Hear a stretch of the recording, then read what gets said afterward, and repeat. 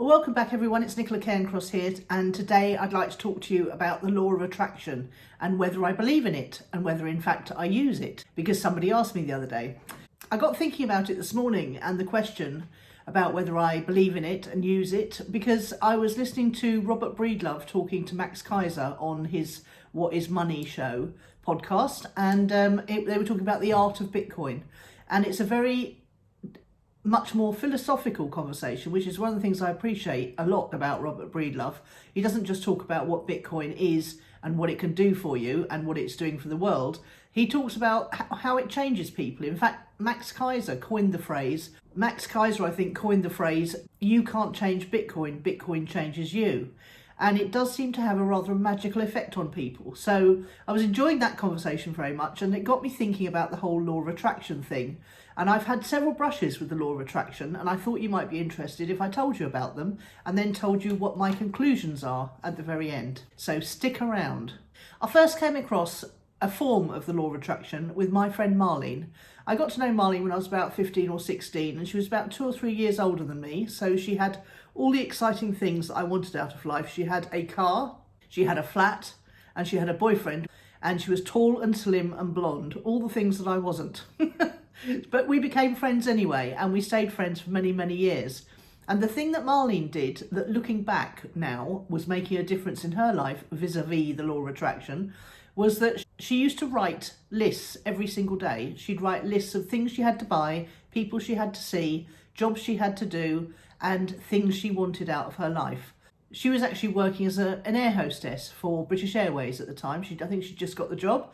And she was also saving up to buy a nursing home, because her mother, who was an accountant, and her father, who was an accountant, had taught her two things: that you only get rich if you have property and you own a business. So Marlene was very geared towards saving the money from her British Airways income and putting it towards property in the form of a nursing home, which was also a business. So every day she'd write her lists faithfully, and sometimes she'd put things on them like go and see mum, buy X for Y. And I never forget reading her list one day, and it said, have soft top Mercedes by the age of 30. So she was weaving in her goals for the future there, and she was putting them in a place where she saw them every single day. And it's only looking back on it that I realise the significance of what she was doing. My second brush with the law of attraction was when I read Stephen Covey's 7 Habits of Highly Effective People. I was about 36, 37 years old by then, and I'd just secured the dream job of a lifetime through taking actions that I now know were attracting that dream job of a lifetime to me. I covered those in one of my videos, and I'm going to flash up the cover of the video on the screen now, because I can't remember the name of it off the top of my head. I knew that I wanted to change the way I thought, and I knew that successful people thought differently. This was an epiphany I'd had. And so I'd gone out into the personal development section of the local books, etc., opposite Selfridges, which is where I worked. The only times I'd ever been in this section before was to choose a book called How to Make Good Decisions, and then the other one was How to Love a Difficult Man, which tells you everything about the way my love life was going at the time. Then one day I had a memorable event where a book literally dropped off the shelf in front of me, and that book was called Swimming with Piranhas Makes You Hungry. That was by Professor Colin Turner, and it had a profound impact in my life. And I went and left a review on Amazon, which led to Colin Turner getting in touch with me 10 years later, which is really pretty weird when you think about it. But at this stage, I was just really trying to find out why I wasn't successful and why I couldn't make money. When I'd finished that book, after reading it about 5 times and having my epiphany, I looked through the books at the back of the book that, when authors recommend their sources, and one of the books they recommended very highly was 7 Habits of Highly Effective People. The thing I liked about that, reading the back in books, etc., was that it sounded highly practical. It didn't sound religious, it didn't sound mumbo jumbo, it didn't sound woo-woo, it didn't sound any of those things. It sounded down to earth and practical. So I bought it as I was travelling backwards and forwards from Worthing to London at the time, which involved a 1 hour, 45-minute journey each way, all told. I had plenty of time to not only read the book, but actually do the exercises. And this is what started to change my life. I remember I brought myself to tears at one point on the train, writing my own eulogy for my funeral. But that was just one of the many exercises I did in the book, and they really did start to change the way I was thinking. At the same time, my sister, my brother-in-law, my husband and I had all clubbed our resources, and we bought a very large house off of my friend Marlene, now I think about it, because she was buying and selling nursing homes by then. And she said to us, "You've really got to come and have a look at this house." And we said, "I will never be able to afford it." She said, "Yes, you will, because I'm dividing it up and selling it in 4 pieces. And there's a middle bit that I think would be absolutely perfect for you guys." So we all moved in together and we started doing this property up. And in those days, there was only the telly, not much else. The internet had started, but it was a bit basic. But I started going to my local BNI group, and someone had given me some personal development tapes because I was trying to learn how to become a better salesperson. There were 2 or 3 in particular that stood out, and one of them was Jack Black, a Scottish personal development and motivational speaker who my sister and I listened to over and over again while we were painting the stairs, and it was a 3-floor house, so there were plenty of stairs, let me tell you. We used to listen to all of his tapes, yes, cassette tapes in those days, and we both thoroughly enjoyed them, not least because he had a Scottish accent which reminded us of our father. So again, he was reinforcing the things I was learning in 7 Habits, because there was an awful lot of I didn't know it was personal development stuff in there, but that's what it turned out to be. I remember one thing in particular he talked about was that all the opportunities were outside your normal playground, that you had to be uncomfortable and a bit fearful to be pushing your boundaries. And he described it as the playground and the waste ground out beyond the playground. And that if you stay in the safe old playground, you know, on the safe old swings and the roundabouts that you're so used to, you're never going to have any adventure, and that the path to adventure leads outside the playground into the waste ground where all sorts of things could happen. As I talked about in my video about storytelling, he was talking about the hero's journey there, wasn't he? He was talking about taking the step from the ordinary world across the threshold into the world of adventure and danger and achievement and fun and camaraderie and magic. At the same time, I read a little book called The Science of Getting Rich by Wallace D. Wattles. I just read Rich Dad, Poor Dad, and I was on a mission to read all the books about money that I could possibly get my hands on. I totally didn't get The Science of Getting Rich the first read through, but I do remember that I read it in about 98, 99, same time as we were listening to Jack Black. By this time, we'd done up the house, we'd made a profit, and I'd moved on. I'd bought a 12-bedroom hotel for £500,000, no money down. So things were going pretty good by then. I also had a successful coaching business that was just called NicolaCairncross.com, which I also ran. At this stage, somebody became a client and then came to one of my workshops at the hotel. Her name was Judith Morgan. And I'll never forget when she walked down the hallway of the hotel, I had, you know, one of those frissons of feeling that you get when you meet someone for the first time that you know is going to be really big in your life. I had no idea how or why, but she certainly was. And one day Judith became my business partner in the money gym, along with Steve, who's the manager of the hotel at the time.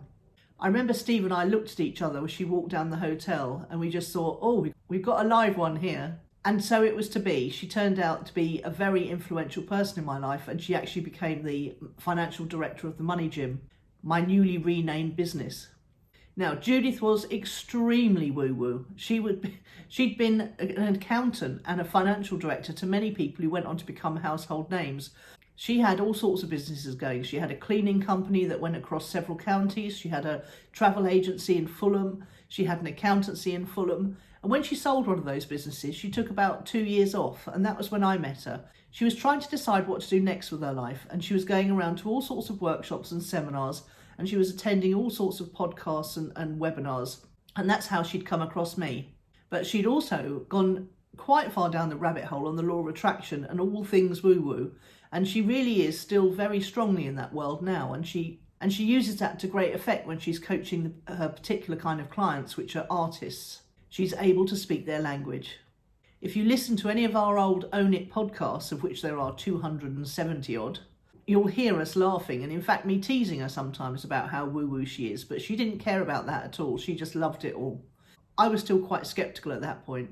Around the same time, I met some amazing entrepreneurs who I was about to become firm friends with, although I didn't know anything at the time about what they thought about the law of attraction.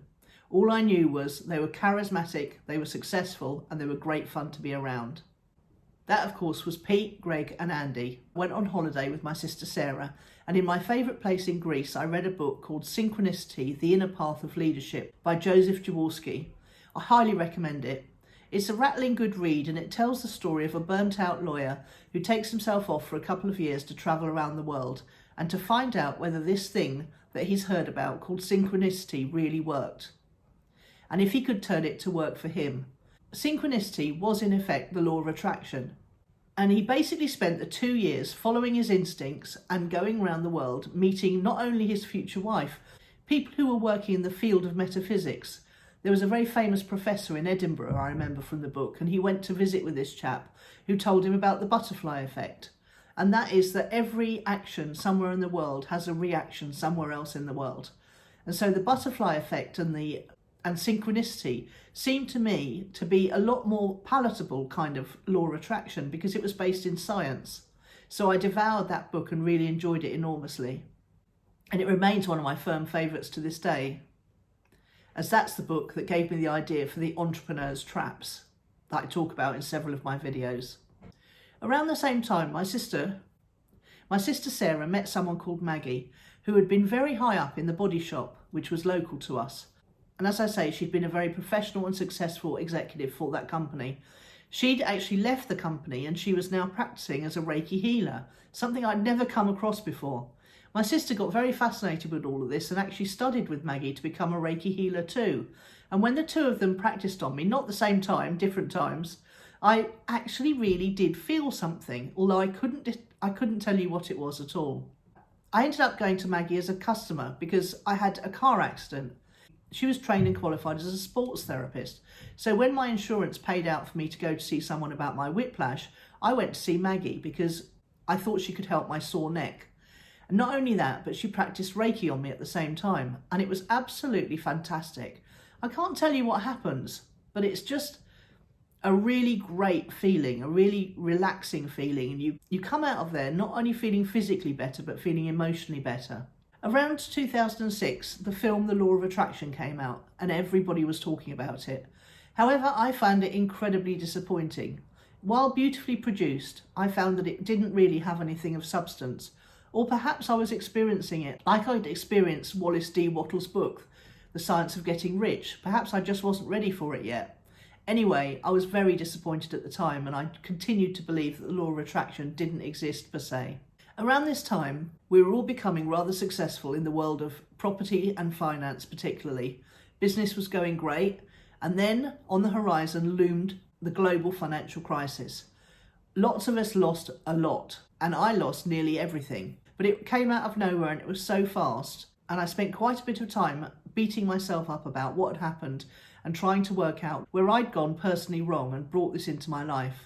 I spent a lot of time with my friend Andy at the time, who actually not only lost everything, but he ended up having death threats against his family and horrible things like that happening. So we spent quite a bit of time going up to things like seminars in London in his battered old car that didn't even lock. While we knew we couldn't work together, we were both trying to decide what we wanted to do next. So we spent quite a lot of time in cars talking about what had happened and the philosophical side of it and what we believed about what had happened. Now, Andy had a very different take on it to me, and in fact, he came out of his slump a lot quicker than mine because he'd always been successful. It was something he'd worked on inside of himself alone because he'd never read any personal development books. And then when he met Greg, his business partner, they recognised kindred spirits, even though their skills were extremely different. So they teamed up and things had got easier for them ever since. And I subsequently found out that both Andy and Greg have got very similar views on the spiritual side of life. But we'd never discussed it until those car journeys. In the time that Andy was deciding what to do next in terms of business, and one day I said to him, you really should put all this down in a book because you think very, very differently to anybody else I've ever met. He said, no, that's not for me. I can't do that. Although he had already written a book about property, he was thinking that if he wrote a personal development book about the way he thought about things, he would just be repeating what somebody else had said. I was able to reassure him that there was no books out there that I'd read that covered the kind of things he talked about. So he went on a mission to read all of the big personal development books that were on the market, and he came to the same conclusion that he did have something to add. So over the next 6 months, he wrote the Bug-Free Mind books, Creating a Bug-Free Mind and Using a Bug-Free Mind, which I talked about in one of my previous videos. They now sell in over 150 countries and they've been credited with helping people cure themselves of depression and even PTSD. They're absolutely phenomenal books. I moved in with my sister and began the uphill climb to repair my life and start a new business. I remember it particularly because I decided to do one of the things that one of my other mentors, Rich Sheffram from America, had told me to do, which was to journal every single day. I sat in Brown's Bar in Brighton. My sister Heather had just gone off to Paris to sing in Carmen at the Paris Opera House. And I sat in Brown's and I opened the book and I wrote the date, which was her birthday, funnily enough, 18th of January 2011. And lo and behold, from that moment, practicing the law of attraction, making sure that there was no negative or limiting beliefs given space in my mind for even a nanosecond, as per one of my previous videos when I talk about speed of poop travelling exceedingly slowly but getting there in the end, the theory being that every limiting or negative thought is attracting a little pile of poop that starts to travel towards you immediately and gets faster the longer you hold that negative or limiting belief in your head. What with that, the journaling, and actively seeking out practical ways to enhance the law of attraction, to bring it into being in my life, things started getting dramatically better from that moment on. See, the thing about the law of attraction is, even if you don't believe in it to start with, if you start practicing the things that people tell you about how the law of attraction works, it starts to work, and then you start to believe it. So you don't need to believe in it to start benefiting from its effects. And the more you do the things that people who believe in the law of attraction do, the more the law of attraction starts to work for you, even if you don't believe in it. And the funny thing is that every single successful person that I've talked to ever since, because this has become a bit of a private obsession of mine, every single successful person I've ever talked to since practices some form of the law of attraction, practices some form of ritual around the law of attraction to make sure that they keep firmly focused on the things that they want and they manage to repel from their brains the things that they don't want. They simply don't give those thoughts sitting room space. So, do I believe in the law of attraction? I think I do now, because it's worked for me too many times to be coincidence. And that just reminds me that thoughts become things, and if you want to succeed, you have to think good ones. I hope you enjoyed this story today, and it's helped you a little bit if you're feeling down or negative, or that you've got a limiting belief that you can't make it. Because believe me, someone who didn't start till they were 37 can make it work for them. And someone who went through the global financial crisis and lost her first successful business completely, and has built it up again to a point where she can help other people, then if I can do it, you can do it. I'd love to hear your comments about what you think about today, whether it's fanciful, it resonates with you in some way. Comments are always welcome, or you can email me at nicola@clicksandleads.com anytime. I'm hearing from lots of people now and it's really great fun. I love it. In the meantime, I'll see you tomorrow.